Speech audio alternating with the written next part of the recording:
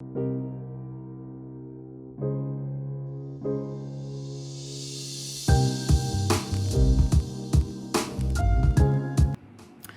there, Editing Eb here again. Because this video was initially supposed to be in one part and I decided last minute to split it up into two, this second part does not have a proper intro, so I just wanted to pop in real quick. I'll just be jumping right in. I'll be discussing the Dior Addict fragrances and just my take on everything that I kind of discovered. And I hope you enjoy it. Bye. Fashion purchase number 2 is this, y'all. And this is the 2002 edition of Dior Addict. Yes, this is another fragrance that I was extremely passionate about, pining over. Dior Addict, when I first smelled it, I could not stand it. I was not feeling it. I was just like, what's the point? But once I did, I was eating crow. Once I really enjoyed this fragrance, I was like, okay, take back everything I said. This thing is good. I have the 100 ml of the 2014 edition now. This fragrance is a bit of... It really interests me because they've had so many reformulations. Now, on Fragrantica, when I was getting ready to purchase this, I think it wasn't until after I purchased it that I realized how many different versions of this fragrance there were. And there was a bit of confusion. I personally believe in people's assessment of this fragrance because I think some people smelt, and when I say that, I mean on like Fragrantica or forums where people are really giving their reviews and feelings of the fragrance. It appeared to me that some people smelled the 2002 edition and some people smelled the 2014 edition, just based on what they were saying like in the comments. So then I just got extra curious. So I went on YouTube and I found this lovely lady who was reviewing both fragrances. However, it was in Spanish. And, I studied Spanish. I can understand a lot more than I can say. I can't say much of anything when it comes to conversation. But I can pick up enough. If I listen long enough, I'm going to catch some things. So I said, you know what, let me see. So I clicked on her video. And she basically was assessing both of these fragrances. And based on her assessment, what I got was this fragrance, the 2002 edition, was more for like a, what she call like a temptress, a bad girl, a sultry type of woman. And this one was more for like a boss chick. I think that that's basically what she was saying. I'm summing it up, but yeah, that's basically the vibe of what I was getting. This is a more sultry, sultry woman, very confident. And this is more of like a boss chick, more of a girl boss type of situation fragrance. So that's what I got from her assessment. And I got even more intrigued. So then I started doing research and looking online and trying to get the difference between the notes and figure out why is there so much confusion. So real quick, the 2002 edition, I'm going to read off the notes. I wrote them down earlier. Real quick, there are 3 different editions of this fragrance. So I don't know, but the one that I have is the 2002 edition. And this is the main accords of vanilla, white floral, sweet, woody, powdery, aromatic, fruity, warm, spicy, balsamic, and amber, right? And then the top of the 2002 edition, we have blackberry and mandarin leaf. In the mid, we have jasmine, night in bloom, cirrus, orange blossom, and rose. In the base of this fragrance, we have vanilla, tonka bean, and sandalwood, right? So this is the 2002 edition. Now, as I was perusing the other day to prepare for a different video, I came across a third rendition of Dior's Addict, and I started to think to myself, why didn't they just do flankers? Why create this confusion for your consumer? I don't know how I feel about that. I think it just really, just do a damn flanker. Why create all of this confusion and make it so hard for people to figure out what you're offering and pretty much assessing things and giving assessments to things that they didn't earn. So anywho, 2012, Addict, Dior produced another Addict in 2012. Now, this is all based on Fragrantica and what I could glean online, so I don't know, but I love a good mystery, and I wanted to know. Like, I just wanted to present it in case I'm the only person who saw this shit. Like, I like to talk about things that are under the radar, so I just wanted to talk about it. So, Addict 2012 edition, right? This thing is just so weird. So the main accords are vanilla, white floral, citrus, sweet, powdery, floral, fruity. So in the top of the 2012 edition, which I do not have, at least I don't think I have it, in the 2012 edition, on the top there's mandarin orange, silkwood blossom, orange blossom. Okay, that sounds pretty. In the mid, there's night and bloom cirrus, like with the 2002, and in the mid there's also Bulgarian rose, like with the 2002. The base of the 2012 edition, there is vanilla, tonka bean, and sandalwood, right? So yeah, I just thought that was so interesting. I didn't really have any interest when I looked at these notes, but I just thought that was crazy that they have a whole nother fragrance, a third fragrance, and with the same name. It just seems crazy to me. I understand a reformulation, but I feel like it should make a little bit more sense in this. Maybe I'm wrong. I don't know. And then we have the 2014 edition, which is everywhere. Now, another thing. Companies like Sephora, Macy's, Ulta, everybody has a different picture of Dior Addict. When I say that, right? So this is another thing I noticed. The packaging is different. You have gold as a 2002 and you have silver for 2014. On Macy's and I think Sephora, they still have this packaging.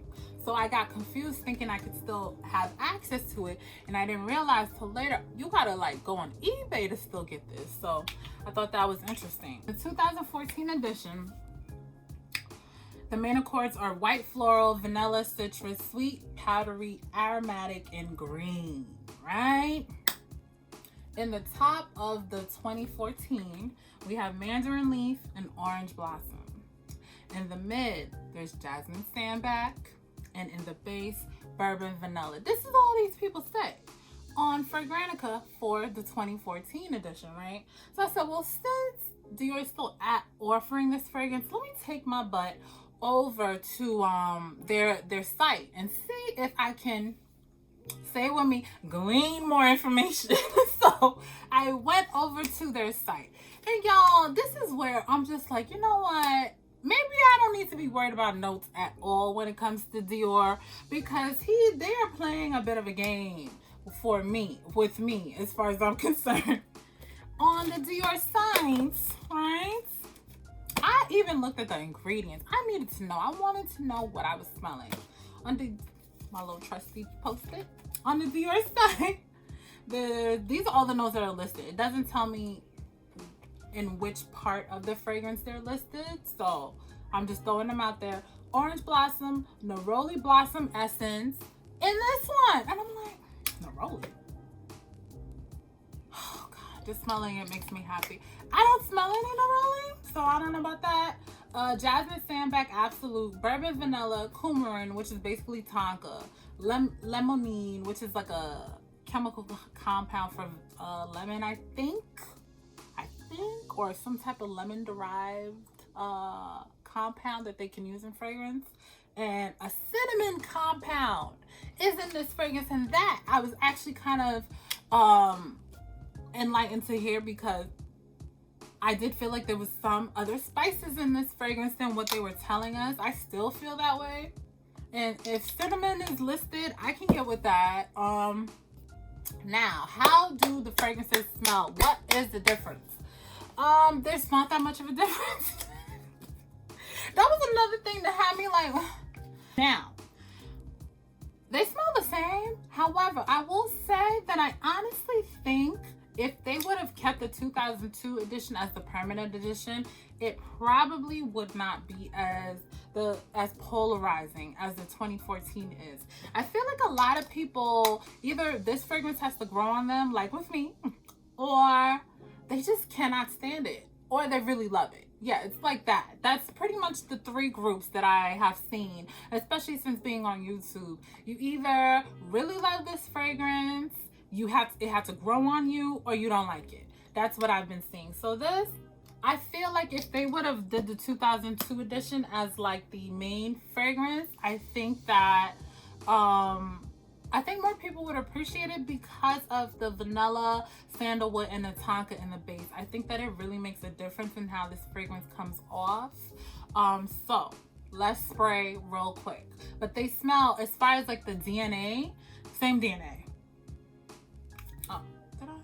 And this is so cute. I'm like, why don't y'all keep this? Right? You just twist this. You just twist to open.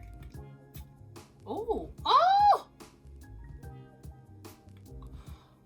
The juice is brown, y'all. Oh, y'all can't see that. You can't really see it. Okay.